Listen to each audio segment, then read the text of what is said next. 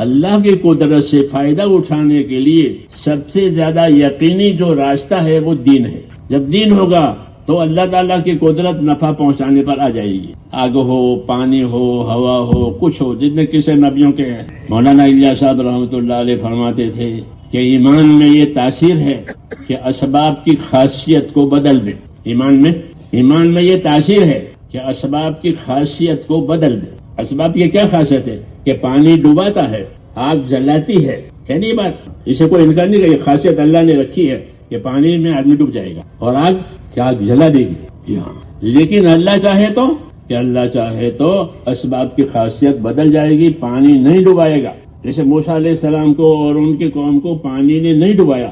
وہ ہزاروں تھے، ایک دکے نہیں کہ وہ ہزاروں تھے.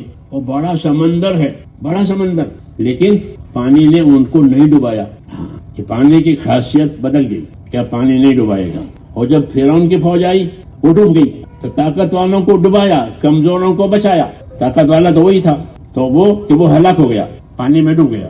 موسیٰ علیہ السلام کی قوم وہ صحیح سلامت نکل گئی. تو حضرت فرماتے تھے ایمان میں یہ تاثیر ہے کہ ایمان جب قائم ہوگا تو اسباب کی خاصیت بدل جائے گی. کہ پانی نہیں ڈبوائے گا، آگ نہیں جلائے گی. کیوں کہ سب تاثیریں اللہ کے قبضے میں ہیں. آگ کا جلانا اللہ کی قدرت سے ہے، پانی کا ڈوبانا اللہ کی قدرت سے ہے. جی ہاں، زہر سے مارنا اللہ کی قدرت سے ہے. ایسے نہیں کہ زہر خود مار ڈالتا ہے. خالد بن ولید کے پاس دشمن کے 2 آدمی آئے. خالد اکثر میدانوں میں رہتے تھے. جی ہاں، تو 2 آدمی آئے، ان کے ہاتھ میں چھوٹی چھوٹی شیشیاں تھی. وہ بات چیت کر دی تھی کیونکہ دعوت دیتے تھے، اس لیے بات چیت کرنے آئے آپ سے. اگر بات چیت میں ہم نامراد ہو گئے، ناکام ہو گئے تو آپ کے ہاتھ نیچے نہیں رہیں گے، زہر کھا کے مر جائیں گے. یہ انہوں نے جو وہ دعوت دیتے ہیں اسلام کی. تو کیا اگر آپ سے مقابلہ ہوا اور مقابلے میں ہم ہار گئے تو آپ کے ہاتھ نیچے رہ کر زندہ رہنا پسند نہیں ہے، زہر کھا کے مر جائیں گے. خالد بن ولید نے فرمایا کہ زہر سے آدمی مر جاتا ہے. کہ ہاں، کہ کہاں ہے زہر؟ کہ لاؤ میں کھا جاؤں. تو کھا گئے تو پھر کیوں کچھ نہیں ہوا؟ کہ دیکھو میں زندہ ہوں. یہ مثال ہے کہ جب ایمان آ جاتا ہے تو اسباب کی خاصیت بدل جاتی ہے. یہ زہر مارتا نہیں ہے، پانی ڈباتا نہیں ہے، آگ جلاتی نہیں ہے. ہاں، ایمان میں ایسی تاثیر ہے کہ وہ اسباب کی خاصیت کو بدل دے. اس لیے ہم کو دعوت دی ہے شروع سے کہ اپنا ایمان تازہ کرو. کیا کرو؟ اپنا ایمان تازہ کرو. ایمان تازہ کرنے کی کیا شکل ہے؟ کہ لا الہ الا اللہ، لا الہ الا اللہ کثرت سے پڑھا کرو. یہ حکم ہے کہ اس کلمے کو کثرت سے پڑھاؤ. ہاں، اس اقرار کو کثرت سے کرو تو کیا ہوگا؟ ایمان میں تازگی آئے گی، نور بنے گا اندر. دوسرا حکم یہ ہے کہ اپنے ایمان میں قوت پیدا کرو. ایمان میں تازگی پیدا کرو، اپنے ایمان میں قوت پیدا کرو. کہ ایمان میں قوت پیدا کرنے سے کیا ہوگا؟ کہ ایمان میں قوت پیدا کرنے سے ایمان کے تقاضے پورے کرو گے. ایمان میں کمزوری ہوگی تو ایمان کے تقاضے پورے نہیں ہوں گے. جیسے بدن کمزور ہو گیا، بیمار ہو گیا تو آدمی اٹھ کے پانی نہیں پی سکے گا، ہے نا؟ بیمار ہے بھائی پانی پلاؤ، بیٹا پانی لے آؤ. بدن بیمار ہو گیا تو بدن کے تقاضے پورے نہیں ہوتے. پیاس لگی ہے، پانی نہیں پی سکتا. پیشاب کا تقاضا ہے، پیشاب کے لیے اٹھ نہیں سکتا، کوئی لے جائے گا. یہ بات ہے نہیں کہ جب بدن کمزور ہو گیا تو بدن اپنے تقاضے پورے نہیں کرے گا. ایسے ہی میرے بھائیوں، مسلمانوں کا ایمان کمزور ہو گیا تو ایمان کے تقاضے پورے نہیں ہوں گے. کہ ایمان کے کیا تقاضے ہیں؟ کہ ایمان کا تقاضا یہ ہے کہ اللہ کے فرائض ادا کیے جائیں، اللہ کے حرام سے بچا جائے، اور حقوق جو دنیا میں ہمارے اوپر آتے ہیں وہ ادا کیے جائیں. یہ تبلیغ کو خالی نکلنے پر مت سمجھو کہ نکل گئی تو تبلیغ ہو گئی. نکلنے سے تبلیغ نہیں ہوگی. ہاں، تبلیغ کی طاقت پیدا ہوگی. پہلے تو طاقت پیدا کرنی پڑے گی، پھر اس کے بعد کام ہوگا. تو کام کیا ہے؟ کہ اصل کام یہ ہے، ایمان کا اصل تقاضا یہ ہے کہ ایک ایک مسلمان اللہ کے فرائض کو ادا کرے. اللہ کے فرائض کتنے ہیں؟ کہ 5: کلمہ، نماز، روزہ، زکوٰۃ اور حج. اسی کے فضائل لکھے ہیں نا، اسی کے فضائل لکھے ہیں کیونکہ یہی اسلام ہے. کلمہ، نماز، روزہ، زکوٰۃ اور یہی اسلام ہے. یہی زندگیوں میں لانا ہے 100% کو. ہاں، یہ بنیاد ہے. تو ایمان کا ایمان تقاضا، ایمان میں قوت آئے گی تو یہ تقاضے پورے ہو جائیں گے. ایک ایک ایمان والا اپنے ایمان میں کامل ہوگا، اپنے ایمان کی قوت کے ساتھ رہے گا، اور ایمان کی قوت کی وجہ سے وہ اللہ کے فرائض کو ادا کرے گا. نماز کے وقت پر پڑھے گا، نماز سنت کے مطابق پڑھے گا. نماز کو کیسی پڑھنی ہے؟ سنت کے مطابق یا سہولت کے مطابق. جیسے سہولت ویسے پڑھ لو. کرسی پر بیٹھنے کی ضرورت تو بھی کرسی پر بیٹھ کے پڑھ لو کہ نہ، جیسی سنت طریقہ ہے ویسی پڑھو. تو ایمان میں تقاضے آئیں گے تو ایمان کے تقاضوں کی وجہ سے اللہ کے فرائض ادا ہوں گے. نماز پڑھے گا اور نماز صحیح پڑھے گا. سمجھ میں آئی نا بات؟ نماز کیسی پڑھنی ہے؟ صحیح پڑھنی ہے. نماز کے علم و ذکر کے ساتھ ہوتی ہے. ایک علم و ذکر میں نمبر ہے نا آپ کے یہاں، علم و ذکر کا نمبر کون سا نمبر ہے؟ تیسرا نمبر ہے. تیسرا نمبر ایسا ہے کہ زندگی کی ہر حالت کے ساتھ ہے، لیکن مسلمانوں نے اس کو ہر حالت سے الگ کر دیا.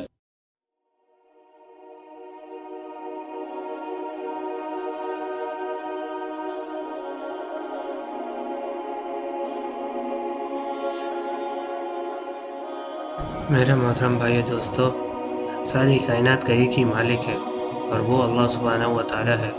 اس کی قدرت اتنی عظیم اور بے بیان ہے کہ اگر وہ ایک پتا بھی ہلانا چاہے تو پوری دنیا کی طاقت مل کر بھی اسے روک نہیں سکتی، اور اگر وہ کسی چیز کو روکنا چاہے تو کوئی اسے چلا نہیں سکتا. آج کا انسان ہر طرف پریشان ہے. کوئی رزق کے لیے در در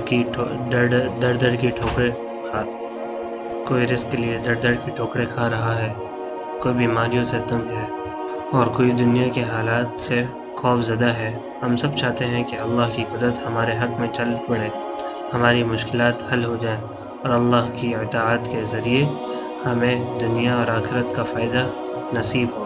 لیکن سوال یہ ہے کہ ہم اللہ کی قدرت سے فائدہ کیسے اٹھائیں؟ وہ کون سا کام ہے جسے کرنے سے اللہ کی غیبی مدد ہماری زندگی میں داخل ہو جاتی ہے؟ یاد رکھیں، اللہ کی قدرت سے فائدہ اٹھانے کا ایک ہی سنہرا اصول ہے. جب بندہ اللہ کے احکامات کے آگے اپنے سر جھکا دیتا ہے اور اس کی سچی اطاعت اختیار کرتا ہے تو کائنات کی ہر چیز اس کے بندے کے لیے معین اور مددگار بنا دی جاتی ہے. آئیے پہلے قرآن پاک کے اس عظیم اعلان کو دیکھتے ہیں جہاں اللہ نے اپنی قدرت اور بندوں کے درمیان ایک گہرا رابطہ بیان فرمایا ہے. اللہ تعالیٰ نے قرآن پاک میں صاف فرمایا ہے کہ اصل طاقت اور قدرت صرف اسی کی ذات کے پاس ہے، اور جو شخص اس کی اور اس کے رسول صلی اللہ علیہ وسلم کی اطاعت کرے گا وہی سب سے بڑی کامیابی پائے گا. سورہ نساء میں اللہ سبحانہ و تعالیٰ اس حقیقت کو یوں بیان فرماتے ہیں: وَمَن يُطِعِ اللَّهَ وَالرَّسُولَ فَأُولَٰئِكَ مَعَ الَّذِينَ أَنْعَمَ اللَّهُ عَلَيْهِمْ. اور جو کوئی اللہ اور اس کے رسول کی اطاعت کرے گا تو یہی وہ لوگ ہیں جو ان کے ساتھ ہوں گے اور جن پر اللہ نے انعام فرمایا. اس آیت پر ٹھنڈے دل سے غور کریں. اگر آپ چاہتے ہیں تو اللہ کی قدرت آپ کی پریشانیوں کو دور کرے تو آپ کو پہلے یعنی اللہ اور اس کے رسول کی بشرط اطاعت کرنی ہوگی. جب ہم اللہ کے حکموں پر چلتے ہیں تو دراصل ہم اللہ کی قدرت کے سائے میں آ جاتے ہیں، اور جب خدا کی قدرت کسی بندے کی حفاظت پر آتی ہے تو دنیا کی کوئی آزمائش اسے نقصان نہیں پہنچا سکتی. اگر آپ اللہ کی قدرت سے فائدہ اٹھانا چاہتے ہیں تو سب سے پہلا کام یہ کر لیں کہ اپنے دل سے مخلوق کا یقین نکال کر صرف اور صرف خالق کا یقین بٹھا لیں. آج ہمارا یقین اسباب پر ہے.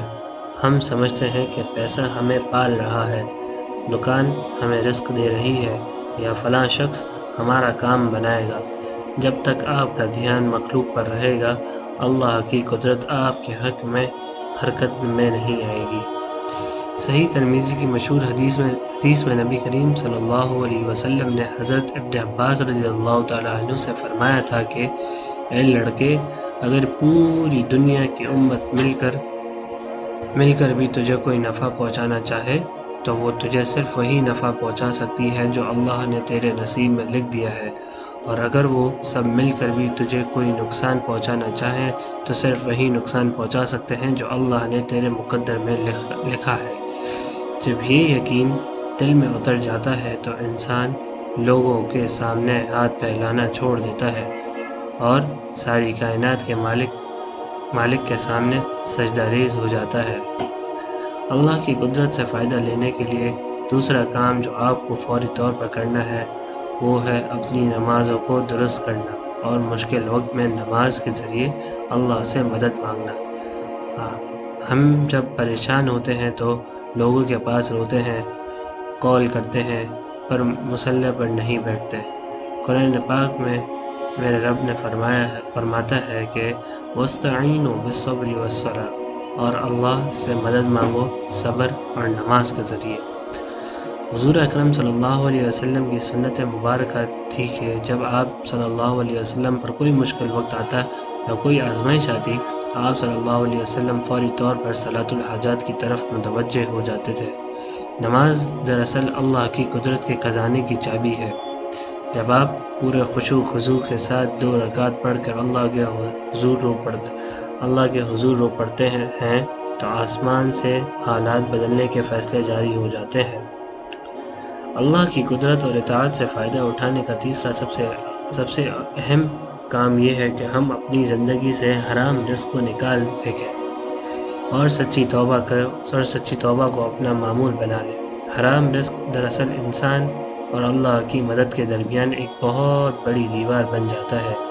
صحیح مسلم کی حدیث میں آتا ہے کہ ایک شخص لمبا سفر کرتا ہے، اس کے بال بکھرے ہوئے ہیں، وہ آسمان کی طرف ہاتھ اٹھا کر پکارتا ہے یا رب یا رب، لیکن اس کا کھانا حرام ہے، اس کا پہنا حرام ہے، تو اللہ فرماتے ہیں کہ اس کی دعا کیسے قبول کی جائے۔ جب آپ حلال رزق اختیار کرتے ہیں تو بار بار استغفر اللہ پڑھتے ہیں تو گناہوں کی بندش ختم ہو جاتی ہے۔